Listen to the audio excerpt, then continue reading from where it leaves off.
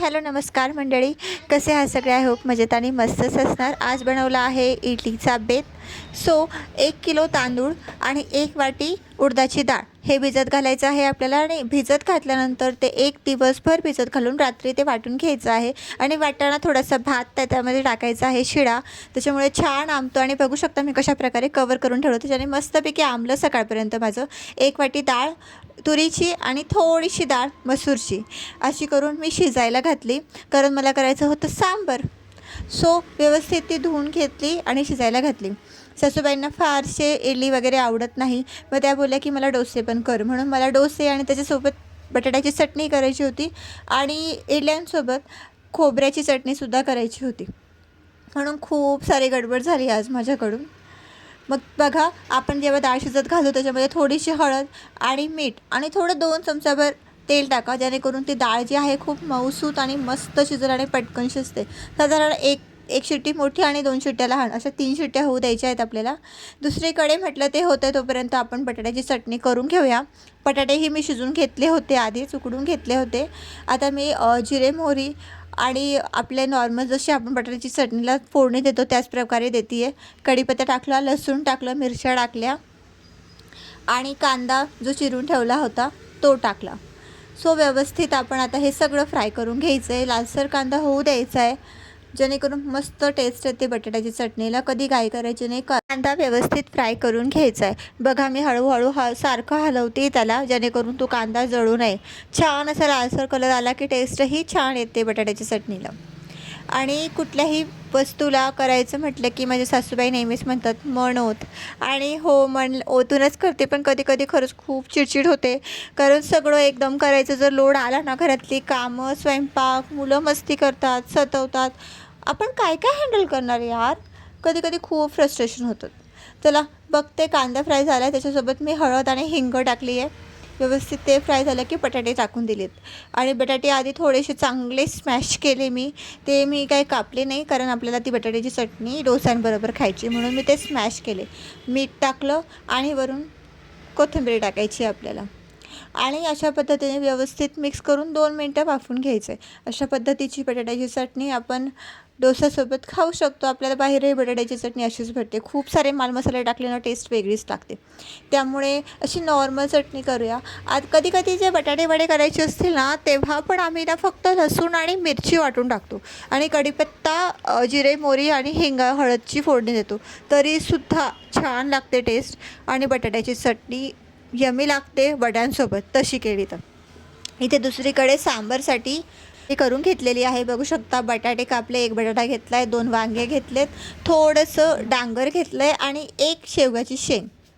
फोडणीची तयारी करायला घेतली. कुकरमध्ये ऑलरेडी डाळ शिजवून घेतली होती. आता मी भाज्यासुद्धा कुकरमध्ये शिजवते की पटकन व्हाव्यात.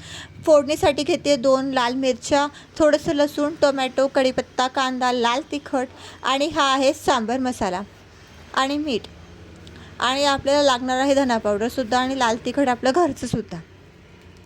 आधी बघून घेऊया. तेल तापले, मोहरी टाकल्या, त्याच्यामध्ये आपण जिरे, कढीपत्ता, मिरच्या अशा हळूहळू टाकणार आहोत. तर मी पटापट बोलते आहे.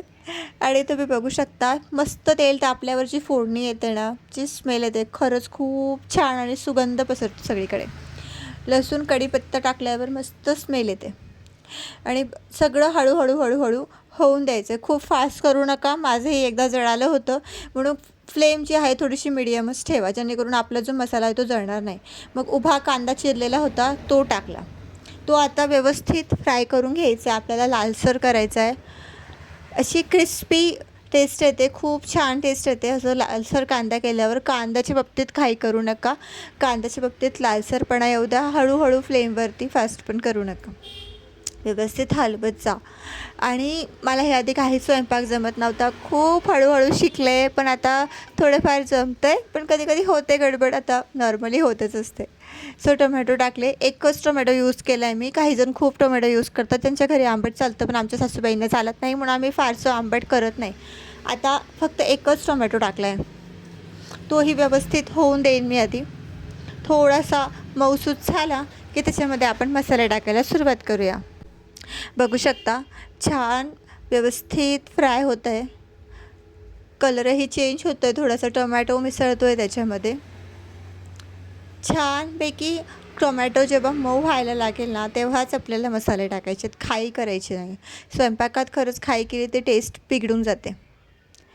आणि मग अशी माझी गडबडही झाली. ॲक्च्युली मी ते दाखवलं नाही, पण हे आधीचा मसाला माझा पूर्ण जळाला होता.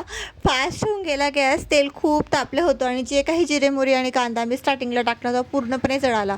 मला तो पूर्ण काढून टाकावा लागला आणि परत फोडणी द्यावी लागली आणि हीच गडबड माझी झाली होती. हळद टाकायची थोडीशी, कारण आपण ऑलरेडी डाळीमध्ये हळद टाकली होती. हिंग टाकली, अर्धा चमचा हळद, अर्धा चमचा हिंग. खूप हळद टाकली तर कलर खूप बेचव होऊन जातो, कलर खूपच लाईट येतो ॲक्च्युली. त्याच्यामुळे लाल तिखट टाकायचं आहे साधारण 1 चमचा. तुम्हाला जसं तिखट हवं असेल तसं. सांबार ॲक्च्युली पितं, त्याच्यामुळे लाल तिखट हे थोडंसं कमीच असू द्या. आपलं भाजीसारखं टाकलं की टेस्टच बदलते, भाजी लागते. धना पावडर टाकायची रिच टेस्ट येण्यासाठी. थोडंसं लाल तिखट मी अजून टाकलं. बघू शकता तुम्ही, खूप छान लालसर कलर आला आहे. आता हा सांबार मसाला मी रामबंधूचा घेतला आहे, पण मोस्टली मला एव्हरेस्टचा जास्त आवडतो. पण माझ्या मिस्टरांनी लाल तिखट म्हणजे बरोबर रामबंधूचं आणलं होतं आणि त्यांना हेच भेटतं दरवेळेस. सो मी भाज्या आधी व्यवस्थित धुवून घेतल्या एकत्र करून. भाज्या अशाच कधीच टाकू नका. मी कापून घेतल्या होत्या पण नंतर धुवून घेतात, तुम्ही आधीही धुवून घेऊ शकता.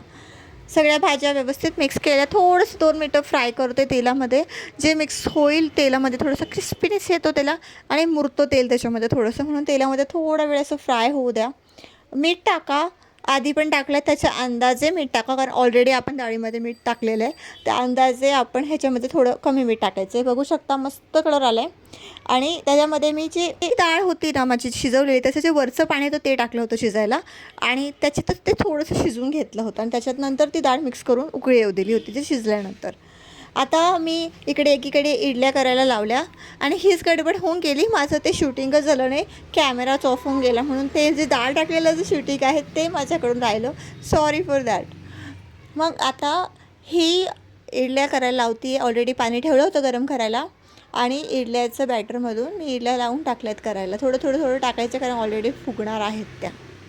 बघू शकता सगळ्या भांड्यांना अगोदर तेल लावून घेतलं व्यवस्थित आणि त्याच्यानंतर इडल्या लावून दिल्या. आता ते इडल्या होतील हळूहळू, तोपर्यंत आपण बाकीची कामं उरकून घ्यायची, ते वाफतील तोपर्यंत. बघू शकता साधारण 10 ते 15 मिनटं होऊन दिलं आणि इडल्या व्यवस्थित मस्त अशा फुगलेल्या आहेत. आपण चाकूने व्यवस्थित चेक करून घ्यायचं, चिटकलेलं नाही आहे म्हणजे अर्थातच त्या शिजल्या आहेत, व्यवस्थित फुलून झालेल्या आहेत. बघू शकता मस्त निघत आहेत. साईडने आपण तेल लावलं होतं त्याच्यामुळे पटापट निघतील त्या.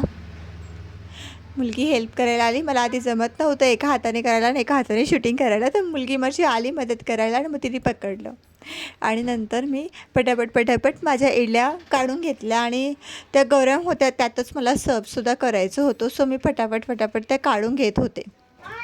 बघू शकता मस्तपैकी झालेल्या आहेत, फुलल्या आहेत, मऊसूत अशा झालेल्या आहेत इडल्या माझ्या. तुम्हीही हे अशा पद्धतीने बॅटर ट्राय करा, नक्कीच तुमच्या हे इडल्या अशाच फुलतील. दुसरीकडे आता खोबऱ्याची चटणीसुद्धा करायची होती. सो त्याच्यासाठी मी पटापट नारळ फोडला आणि खोबरं घेतलं कापायला. अशा पद्धतीने कापून घेतलं. आता वाटायचं आहे त्याच्यामध्ये 2 मिरच्या, थोडंसं लसूण आणि खोबरं ते टाकायचं आहे. त्याच्यानंतर मीठ टाकायचं आहे, थोडीशी साखर पण टाकायची आहे आणि ते शेंगदाणे थोडेसे अंदाजे घ्यायचे आहेत आणि त्याचबरोबरीने डाळीसुद्धा घ्यायची आहेत. खूप छान टेस्ट येते शेंगदाणे आणि डाळी टाकल्यावर. आणि कोथिंबीर टाका, ते पण माझं राहून गेल्यावर सांगायचं. आता ते वाटून घेतलं मी थोडंसं पाणी टाकून. तुम्ही ताकसुद्धा वापरू शकता किंवा दहीसुद्धा वापरू शकता जर आंबटपणा हवा असेल, आणि पुदिनासुद्धा टाकू शकता, ज्याची जशी आवड असते त्याच्याप्रमाणे. मी कोथिंबीर टाकली. मग आता मी फोडणीची तयारी केली. एका छोट्या पातेल्यामध्ये मी तेल लावलं होतं तापायला. ते व्यवस्थित तापलं की त्याच्यामध्ये आपल्याला मोहरी टाकायच्या आहेत. कडकडून तापल्यावर मोहरी, मग जिरे आणि मग कढीपत्ता एवढीच फोडणी द्यायची आणि ती फोडणी आपल्याला वरून द्यायची आहे. ते तेल टाकायचं आपल्याला चटणीमध्ये. मस्त सुगंध सुटला. मला ही चटणी खूप आवडते. मला सांबारपेक्षा ही खोबऱ्याची चटणी फार आवडते आणि मी ही जास्त खाते प्रत्येक वेळेस. आणि मी जास्त तिखट नाही केली, मला आवडते तशीच केली. आता दुसरीकडे घेते डोसा करायला. डोसा करायचा असेल ना, एक ट्रिक आहे. आधी थोडंसं तेल लावून घ्या त्याला आणि त्याच्यानंतर पाणी शिंपडा आणि मग लावून घ्या सगळीकडे. आपण हे बॅटर मस्त मस्त होतात डोसे, क्रिस्पी होतात, कडक होतात आणि पातळसुद्धा होतात आणि चिटकत नाही. मेन म्हणजे आधी तेल शिंपडा मग पाणी शिंपडा, मग व्यवस्थित निघतील, चिटकणार नाहीत.